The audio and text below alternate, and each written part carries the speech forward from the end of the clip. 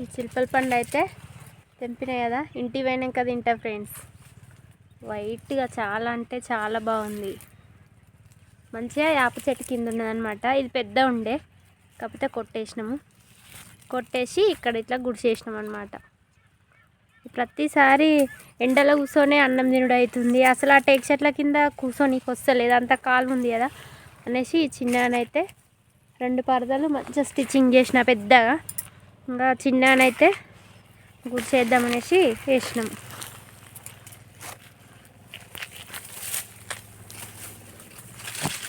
చిన్న చిన్న కట్టెలు కూడా వేసినాం అనమాట.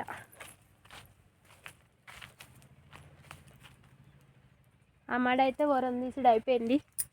టైం వచ్చేసి 2 అవుతుంది. ఇంటికైతే పోవాలి.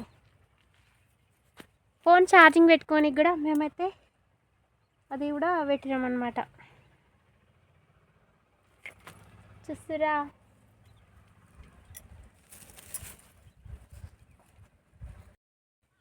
మా గుడిసె చూడండి ఫ్రెండ్స్. ఇక గుడిసె వెనకనైతే చిన్న చిల్పక్క పండ్ల చెట్టు ఉంది. ఇక దీనికైతే ఒక చిల్పలకాయ ఉంది. వావ్, మంచిగా మక్కింది చూడండి ఫ్రెండ్స్, ఎట్లా మక్కిందో. ఇక వావ్, ఇదైతే మొన్ననే తెంపుదాం అనుకున్నాము. ఇక వద్దుతి ఉండని, మళ్ళీ వచ్చినప్పుడు తెంపుదాం మంచిగా అవుతుంది అనేసి ఊకున్నా నేనైతే. ఇప్పుడైతే మంచిగా మక్కింది ఫ్రెండ్స్, చెట్టు మీది పండు. వావ్, సూపర్ అంటే సూపర్ ఉంది.